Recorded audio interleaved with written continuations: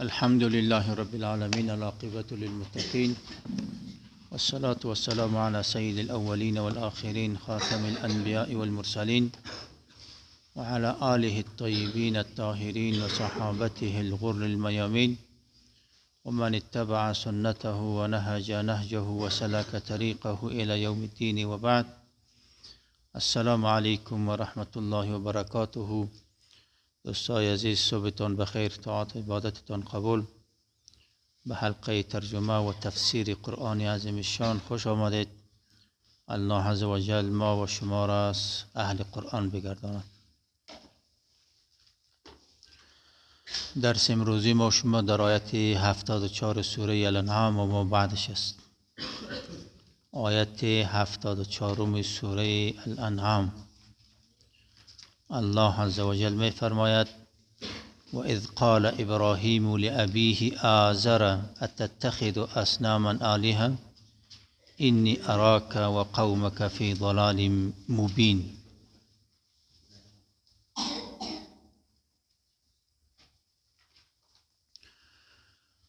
و اذ قال ابراهیم لأبیه آزر، به یاد داشته باشین زمانی که ابراهیم به پدرش آزر گفت. و اذ قال ابراهیم، و زمانی که ابراهیم گفت لأبیه آزر، به پدرش آزر، اتتخذ اصناما آلهة، آیا بتها را من حیث پروردگاران قبول میکنین؟ اتتخذ اصناما آلهة، آیا بتان را، اصنام را من حیث خدا شما خدا میگیرین؟ اینی اراک و قومک فی ضلال مبین، ما تو و قومت در گمراهی بزرگ میبینم.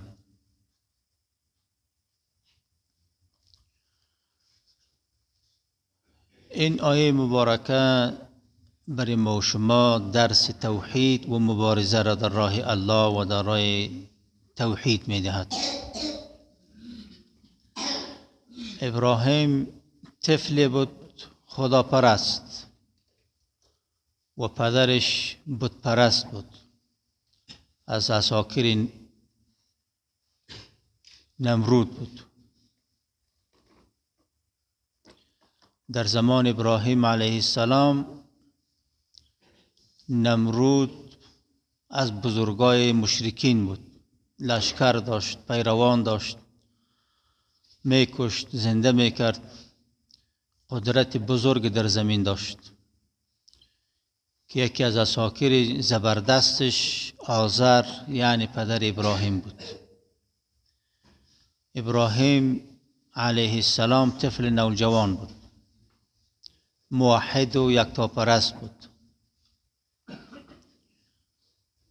زمانی که پدرش و قومش میدیدند که بت‌ها را پرستش میکنند حیران میماند و الله متعال این جرأت برش داده بود که در مقابل پدرش به خاطر توحید مبارزه بکنه. پدرش میگفت چیزی که تو و قومت پرستش میکنین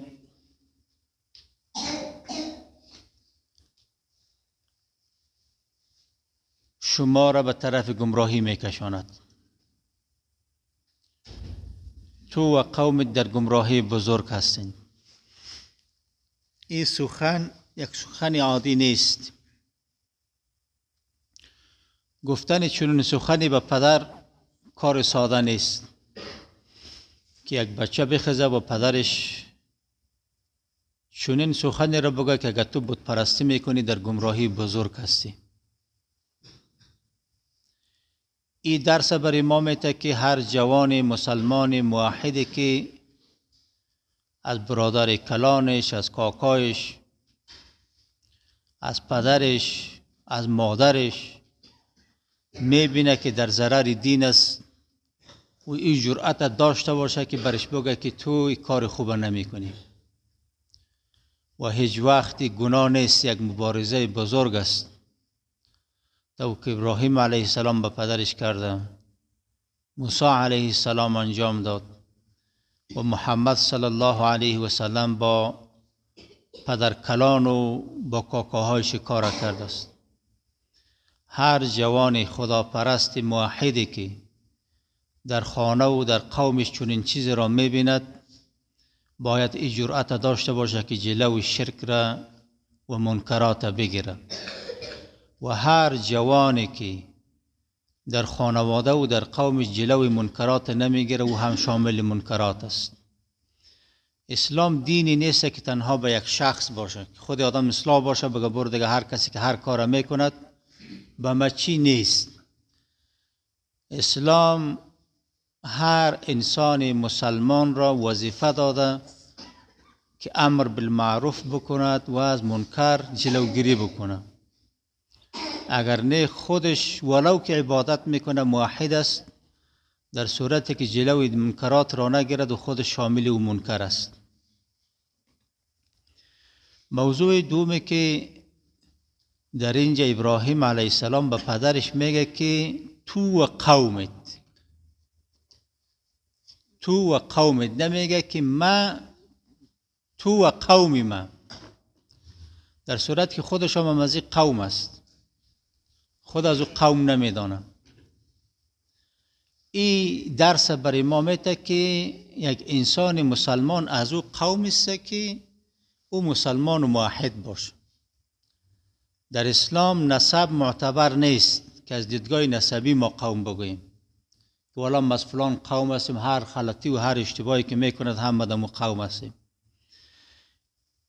سخن ابراهیم علیه السلام برای ما این درس میده که قوم به نسب نیست، به وحدانیت الله است، به اسلام است، به احکام است.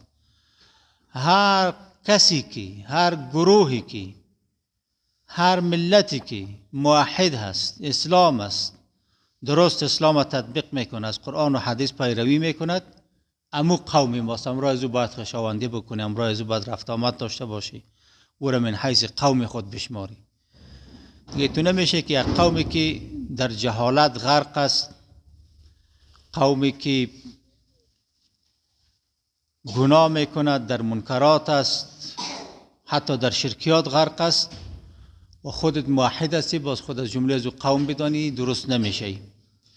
بنابراین این سخن ابراهیم علیه السلام وقتی که به پدرش میگه تو و قومت، این برای ما نشان میده که نسب در اسلام اعتبار ندارد.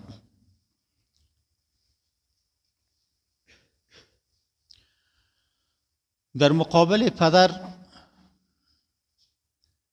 به این مفهوم نیست که از منکراتش انسان جلوگیری نکنه، اگر نه او پدر از بعد انسان گناهگار شود.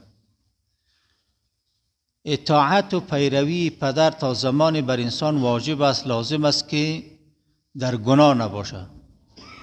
در زمانی که در گناه میشه باز اطاعت از پدر جواز ندارد، طوری که الله عز و جل در آیات متعدد میگه که و ان جاهداک علی ان تشرک بی ما لیس لک به علم فلا تطیعهما و صاحبهما فی الدنیا معروفا. اگر پدر تو را امر میکنه به بت پرستی و به شرک، باز در او صورت از او اطاعت نکن، اما امراش احسان بکن، نیکی بکن. احسان و نیکی به پدر در هر حالتش واجب است، شرط است بر یک مسلمان که به پدر خود احسان و نیکی داشته باشه. اما اطاعت تا زمانی را بر انسان مسلمان لازم است که در او گناه نشود، نافرمانی خالق نشود. و هرگاه که در امر و در کردار و رفتار پدر نافرمانی خالق میشه، باز در او صورت اطاعت کردن از پدر جواز ندارد، طوری که پیامبر صلی الله علیه و سلم میفرماید لا طاعت للمخلوق فی معصیت الخالق. اطاعت از مخلوق جواز ندارد که در اونجا نافرمانی الله شود. بنابراین دوستای عزیز، پدر مقام بالا دارد در اسلام. احسان و نیکی چی مسلمان است، چی کافر است، چی مشرک است، چی موحد است، به هر صورتش احسان برش لازم است که انسان با پدر خود، با مادر خود احسان داشته باشه. اما وقتی میفهمه که در اونجا گناه هست، گناه میشه، نافرمانی الله میشه، باز اطاعت از او جواز ندارد. اطاعت تا حدودی جواز دارد که نافرمانی الله در او نشود. و کذالک نور ابراهیم، همچنان ابراهیم را نشان میتیم ملکوت السماوات والارض، دلایل قدرت را از آسمان ها و زمین، ولیکون من الموقنین، تا اینکه جمله یقین کنندگان باشد. الله عزوجل ابراهیمی که در اوج بدعت و شرکیات قرار داشت، انسان موحد بود، به خاطر که لغزش نکند، الله عزوجل برش علامات و نشانه های قدرت آسمان ها و زمینی که دلالت به توحید میکرد برش نشان میداد، در خواب میدید، در بیداری میدید، سرش فکر میکرد تا اینکه به یقین برسه که الله واحد و لا شریک است. اگر نه در یک قوم زندگی بکنه که سراپا کلش مشرکین باشه، بسیار مشکل است که انسان سالم بمانه. انسان بسیار زود ذوب میشه، بسیار زود جذب میشه، بسیار زود فریب میخوره. امی بود که الله عزوجل بر ابراهیم علیه السلام چی در خواب و چی در بیداریش قدرت‌های خدا در آسمان ها و زمین برش نشان میداد تا که یقینش بیشتر شود و شکار شرکیات نشود. فلما جن علیه اللیل، زمانی که شب تاریکی شد. جن تاریکی را میگه، به می اساس جنیات که آنها دیده نمیشن جن میگن. فلما جن علیه اللیل، زمانی که شب تاریک شد. رأى کوکبا، ستاره ای را دید بسیار درخشان. قال گفت هذا ربی، اسی پروردگار ما است. فلما افل، زمانی که افول کرد خاموش شد. قال گفت لا احب الافلین، ما پنهان شنیدگان را دوست ندارم. در زمان ابراهیم علیه السلام قومشان ستاره پرست بودند، ستاره ها را پرستش میکردند. به می اساس ابراهیم علیه السلام میخواست که بر آنها نشان بده که کدام اینها خدا هست. یکیش بزرگ است و یکیش کوچک است و یکیش کلان است و یکی خرد است، یکی روشن است، یکی تاریک است، یکی خیره است، یکی بزرگتر است، یکی کوچکتر است. به می اساس میخواست که به این آیاتایی که در اینجا ذکر میشه بر آنها نشان بده که کدام اینها خدا هست، کدامش من حیث خدا میشه که قبول شود. فلما رأى القمر، زمانی که مهتاب را دید، بازغا، روشن واضح. قال هذا ربی، گفت ای پروردگارم است.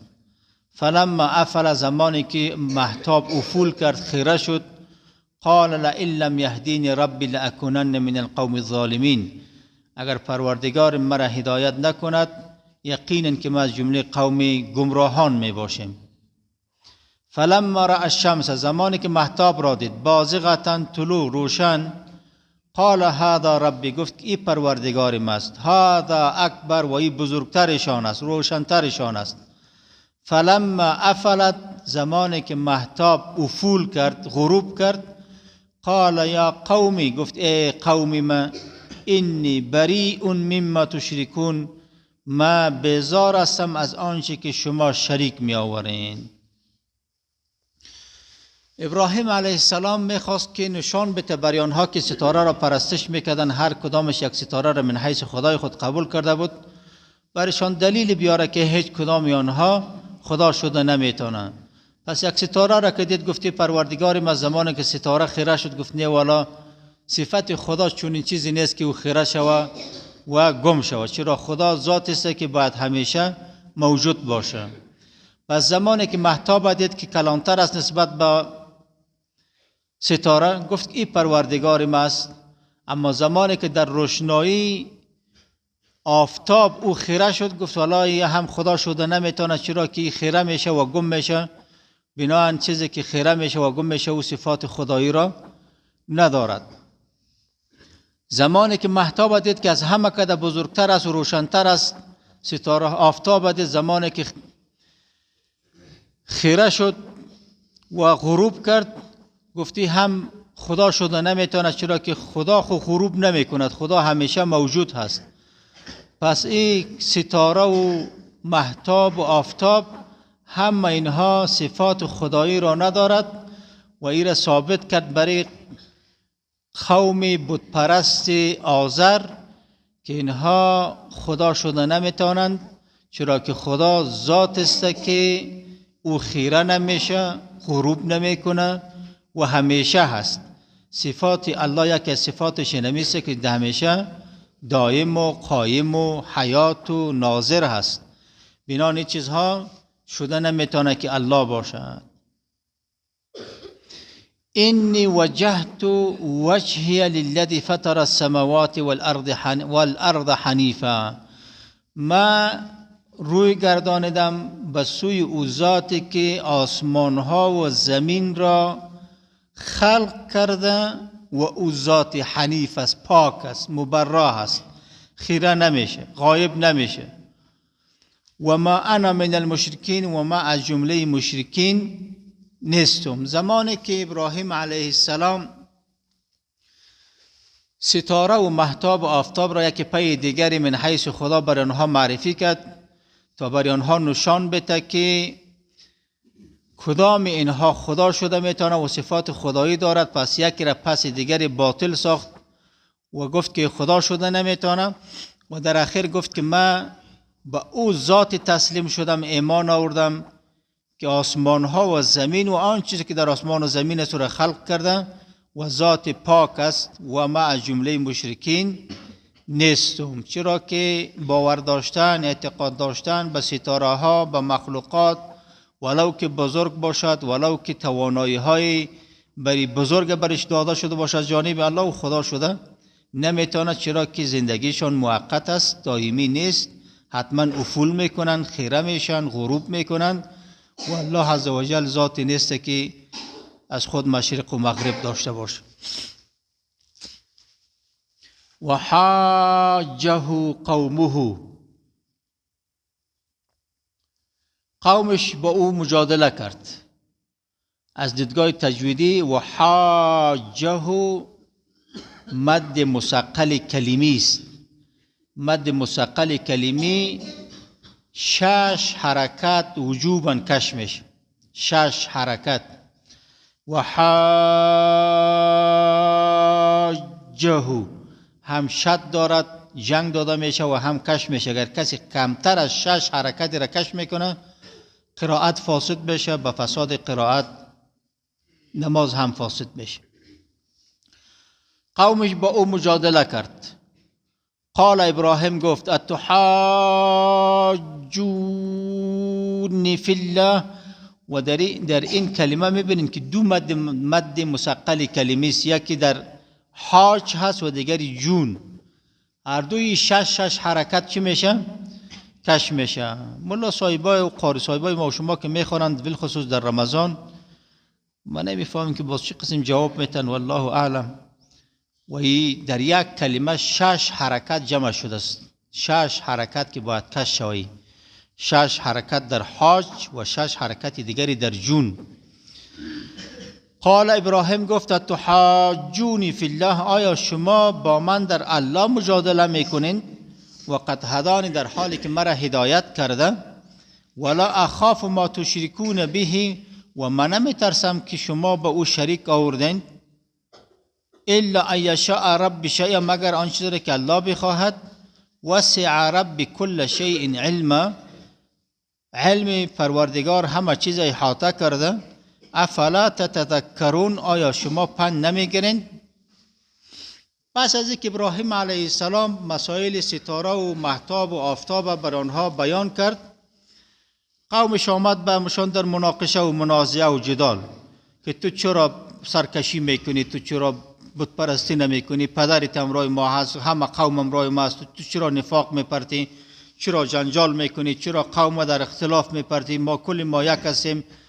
این گپای بسیار کم و زیاد و تند و نرم و اشکال مختلف همراه ابراهیم شروع کردن که باید تابع بسازن و بت پرست شو و ستاره پرست شو.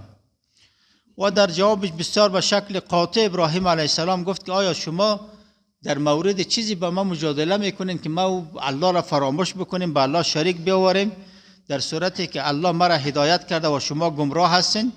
زمانی که ابراهیم علیه السلام گفت که الله مرا هدایت کرده شما گمراه هستین، گفت این چه دیوانگی است که تنها یک تو هدایت شده، دیگه کلی مردم گمراه است، دیگه هیچ کس نمیفهمه، تنها تو میفهمی، دیگه هیچ مولای در افغانستان نیست، تنها توستی، دیگه هیچ کسی را خداوند هدایت نکرده، تنها تو. دیوانگی است، بچه پیش گپا نگرد.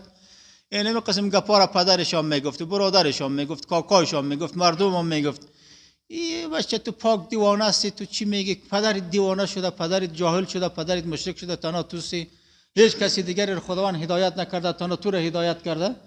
اینمی چیزا رو همیشه به گوششان میگفتن و مجادله و منازعه میکردن. اما تا آخرین لحظه ابراهیم علیه السلام، چون که او میفهمید موحد بود، با پدرش، با قوم پدرش هرگز از مجادله و از دعوت و از امر بالمعروف نهی از منکر دست نکشید، تا آخرین لحظه را مبارزه کرد.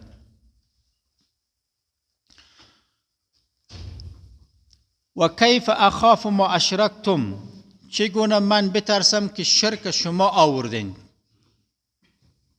ولا تخافون انکم اشرکتم بالله، و شما ترس ندارین و نمیترسین که شرک به الله آوردین. ما لم ينزل به علیکم سلطانه، که برای شما هیچ دلیل از جانب الله نازل نشده. فای الفریقین احق بالامن، پس کدام گروه ما و یا شما مستحق تر هستیم که در امن باشیم از طرف الله؟ این کنتم تعلمون، اگر شما راستی هم که میدانین. مفسرین میگه که آنها میترسانیدن که ابراهیم در مقابل خدایان اینها گفته خودشان بیادبی میکرد، خدایان اینها را توهین میکرد. باز آنها میگفت که او بچه ای کار را نکو که هر خدای ما که قار بکند زوال میشی، مصیبت به تو میرسه، باز خدا جمع نمیتانی. از اون میترساندن ابراهیم علیه السلام که در مقابل خدای کار را نکو، اگر نه خدا تو را باز جزا میته، باز مصیبت میبینی، باز بسیار دچار مصیبت ها میشی. مثل کال یگان نفر یگان زیارت که یگان چیز بگوی، میگه بیادری گپار نزن، کلا سرچپه میکنه، یک موتر از پهلوش تیر شد، سلام نداد، موتر بیادر 6 ملاخ خورد، کلشان چی شد؟ کلشان مرد. اون وقت ابراهیم علیه السلام از این میترسانیدن که تو در مقابل خداهای ما داوفرمانی میکنی، حتما تو را بیادر چند ملاخ میزنه و سرچپه میشی، سرنگون میشی، بسیار مصیبت ها رو میبینی. و ابراهیم علیه السلام میگفت ما تعجب میکنیم که بر خدا شما شریک آوردین نمیترسین، و ما چگونه بترسیم که ما شریک نآوردیم؟ شرک شما می آورید و ترس ما باید چی بکنیم؟ ما باید ببینیم. شما که از خدای بزرگ شما نمیترسین، چگونه ما از خداهایی که او خدا نیست، شرک به الله هست، مخلوق هستن، شما ساختین، از آنها ما هراس داشته باشیم؟ در صورتی که ما دلیل داریم، برهان داریم، حجت داریم، و شما در بت پرستیتان، ستاره پرستیتان اندکترین دلیلی هم ندارین. پس شما اگر عقل دارین، خرد دارین، کدام این دو گروه در امن الله قرار دارد؟ کسی که شرک آورده آیا در امن قرار دارد؟ و یا کسی که موحد شریک نآورده او را در امن الله قرار دارد؟ و این جایی است که انسان سرش باید تعقل بکند و فکر بکند. الذین آمنوا، کسانی که ایمان آوردند، ولم یلبسوا ایمانهم بظلم، و ایمانشان را مخلوط به ظلم نکردند، یعنی با ایمانشان ظلم نکردند. اولئک لهم الامن، بر آنهاست امنیت، آرامش، و هم مهتدون، و آنها هدایت شدند. زمانی که این آیه مبارکه نازل شد، یک تعداد زیادی صحابه به تشویش بودن که کی باشه که او ظلم نکند. ظلم خو از خود بخش‌های مختلفی داره. انسان به خود میتونه که ظلم بکنه، به فامیل خود ظلم بکنه، به مردم ظلم بکنه. و در اینجا الله متعال میگه ایمان او ایمان است که انسان هیچ ظلمی نکند. از این بسیاری صحابه نگران بودن که راستی خو ما ممنون نیستیم. بعض آمدن نزد پیامبر صلی الله علیه وسلم گفتن که خو کل ما از این آیت تشویش داریم، نگران هستیم، چطور میشه که انسان ایمان داشته باشه و مؤمن کسی باشه که هیچ ظلمی نکند و از ما حتما ظلم صادر میشه؟ پس الله عز و جل توسط پیامبرش برای صحابه اطمینان داد که ظلم در اینجا با معنای شرک است. ظلم در اینجا با معنای چیز؟ شرک است. کسی که ایمان دارد او ایمان است، مؤمن است که او با الله شریک نیاورد، مشرک نباشه، به هیچ زیارت باور نداشته باشه، به هیچ مرده باور نداشته باشه، به جز به الله به هیچ کسی دیگری عقیده نداشته باشه که به او ضرر رسانده میرساند و یا خیر میرساند. ضرر و خیر همه از جانب الله هست. بدون اراده الله کسی به کسی ضرر رساندم نمیتواند و خیر هم رسانده نمیتواند، طوری که حدیث پیامبر صلی الله علیه و سلم است. روزی با عبدالله ابن عباسی که او خرد بود روان بود، از شانش گرفت و برش گفت که یا غلامو اعلمک کلمات، ای بچگک تو را چند کلمه نشان میتم که او را باید یاد داشته باشی. و برش گفت که اگر مردم از مشرق تا مغرب جمع شود که به تو خیر برساند، خیر رسانده نمیتواند. اگر کل مردم جمع شود که به تو شر برساند، شر هم رسانده نمیتواند مگر که الله خواسته باشد. کلمات چند را پیامبر صلی الله علیه و سلم به عبدالله ابن عباس تعلیم داد که شر و خیر از جانب الله است. انسانی که به الله توکل بکند، به الله باور داشته باشد و این را باید یقین کامل داشته باشد که شر و خیر هم از جانب مردم نیست. بدون اراده الله هیچ کسی هم هیچ چیز را انجام داده نمیتواند و هیچ برگ بدون اراده الله از درخت پایین نمی ریزد. و تلک حجتنا آتیناها ابراهیم علی قومه. زمانی که آنها ابراهیم از خدایانشان ترساند، این آیت الله عزوجل به خاطر اطمینان ابراهیم علیه السلام برش اطمینان داد و آیت برش نازل کرد و یا اما قراطیسی که برش نازل می شد. و تلک حجتنا، ای دلایل ما هست، آتیناها ابراهیم که بر ابراهیم دادیم، علی قومه در مقابل قومش، نرفع درجات من نشاء، درجه های کسی را که بخواهیم بلند میکنیم. این ربک حکیم علیم، یقینا که پروردگار تو ذات حکیم و علیم هست. یقینا که در مقابل قوم ابراهیم و پدرش آزر دلیل آوردن از طرف یک جوان بسیار زیاد دشوار و مشکلات جدی داشت. به می اساس الله عزوجل ابراهیم علیه السلام را تنها نگذاشت، برش همیشه دلیلی در مقابل دلایل آنها برش بیان میکرد و ابراهیم علیه السلام را تعلیم میداد در مقابل هر پاسخ، در مقابل هر جواب آنها، در مقابل هر دلیل آنها باید پاسخ قناعت بخش داشته باشه که آنها او را آورده نتوانند. الله عزوجل ابراهیم حمایت کرد و دلایل بسیار برش آورد تا در مقابل قومش را استفاده بکند. از این آیه مبارکه این درس میگیریم که هر کسی که در راه توحید، در راه الله مبارزه بکنه، در او ریا وجود نداشته باشه، به خاطر شهرت نباشه، به خاطر دنیا طلبی نباشد، خاص به خاطر وحدانیت الله باشه، خاص به خاطر زدودن شرک باشه، خاص به خاطر از بین بردن مزخرفات و بدعات و خرافات باشد، یقین کامل داشته باشه که الله او را حمایت میکند و تنها نمیگذاره. ولو که کل مردم ترکش بکند، الله همراهش هست و این را تاریخ ثابت میکنه، تاریخ پیامبران ثابت میکنه. از ابراهیم علیه السلام گرفته، از نوح گرفته تا ابراهیم، تا موسی، تا عیسی، تا محمد علیهم السلام جمیعا، الله عزوجل انها را تنها نگذاشت.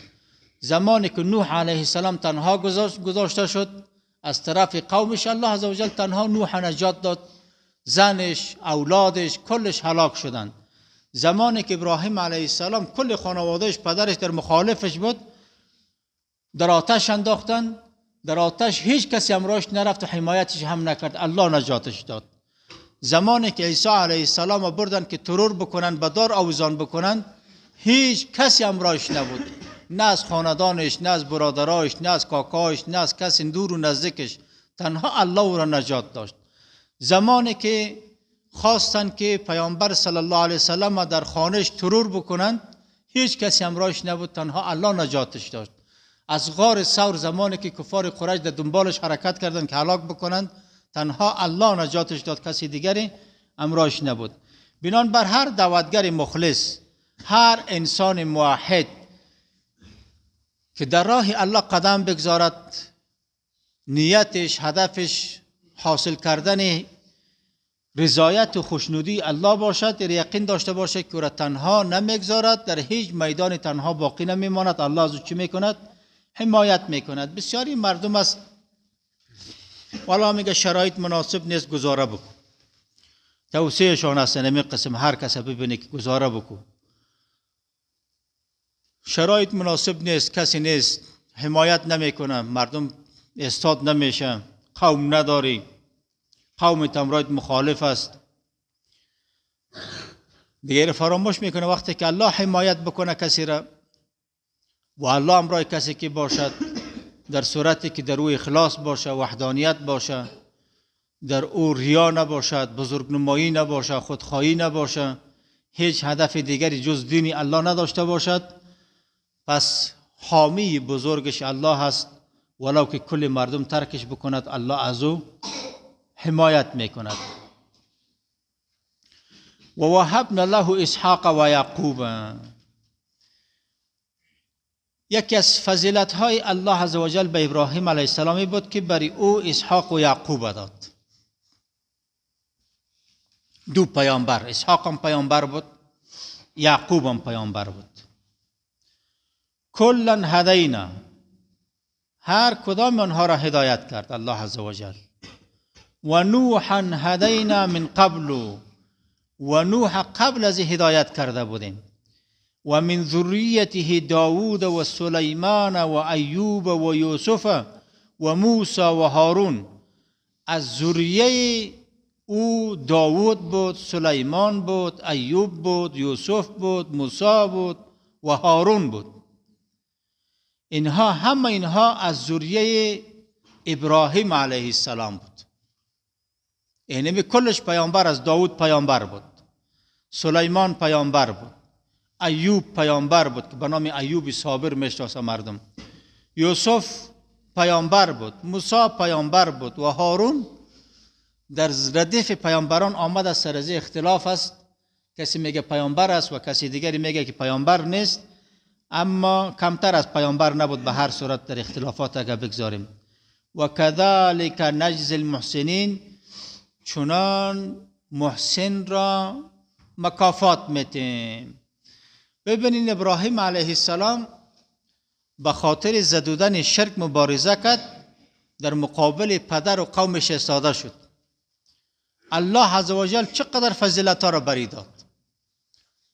از جمله پیامبران اولی العزم از آتش نجاتش داد، در مقابل مشرکین نصرتش داد. بیشترین پیامبران بعدی از نسلش است. بیشترین پیامبران بعدی از چیش است؟ از نسلش است. هیچ کسی دیگری با این اندازه از او پیامبر نیست که از نسل ابراهیم علیه السلام است. همینجا نامایشان که گرفته شده: داوود یک، اول اسحاق، دو یعقوب، سه داوود، چهار سلیمان، پنج ایوب، شش یوسف، هفت موسی، هشت هارون.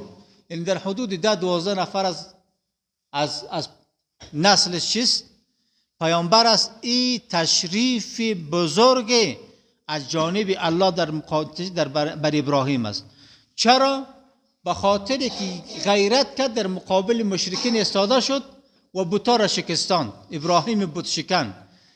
پس اگر این تصور داشته باشین دوستای عزیز، اگر ابراهیم علیه السلام میخواست که بزرگی را از طرف قومش کسب بکنه و جای پدرش بگیره که یک جنرال بزرگ در لشکر نمرود باشه، این امکان داشت که مشرک میشد، همین جایگاه را کسب میکرد. این بسیار زیاد برش مهم است. وایایی که 12 پیامبر از نسلش باشد و از جمله پیامبرای اولو العزم هم باشد، از آتش هم را نجات بده. کدام اینها بزرگی است؟ شاید در شأن مردم میباشد که یک جنرال بزرگ میبودی، بسیاری مردم میگه والا اگه تو نمیکردی خون وزیر میشدی، والا کلان آدم میشدی، اون یک معلمک موندی. خب ببینین آیا که یک جنرال میشد؟ ابراهیم علیه السلام این بسیار بزرگ بود، یکی از جمله اولی العزم است، نامش در تاریخ بشریت بت شکن است و هر طفل و خرد و کلان میگه که الله از آتش نجاتش داد، آتش نسوختند و از نسل پیامبر است. پس این بسیار شأن بزرگ است که الله عزوجل این را به ابراهیم علیه السلام داده بود. درسی که از این میگیریم ما و شما من حیث یک مسلمان، هر کسی که در راه الله حرکت بکند، هر کسی که نیت خود به خاطر احیای دین پیامبر صلی الله علیه و سلم مصرف بکند و به خاطر زدودن شرک مبارزه بکند، به خاطر از بین بردن بدعتها و خرافات قدم بگذارد، الله عزوجل برای او کرامات میده، برای او فضیلت میده، برای او مقام میده، برای او رعب میده، برای او ترس میده، برای او شخصیت میده، طوری که ابراهیم علیه السلام دادد، طوری که پیامبران خدا دادد. و این بنده فقیر خدا هم تنها نمیگذارد، برش مقام و فضیلت حتما از جانب الله برش داده میشه. و این درس بزرگ است دوستای عزیزم که بیاین به خاطر الله زندگی خود مصرف بکنیم، به خاطر زدودن شرک و خرافات و بدعات و سنت ها و رسم و رواج هایی که به بدعت میکشاند به او مبارزه جدی بکنیم تا که مقام و منصب از جانب الله خود بگیریم که بالاتر از همه مقام و منصب دنیوی هست. دوستای عزیز به می اکتفا میکنیم و صلی الله تعالی علی خیر خلقه محمد و علی آله و صحبه و سلم.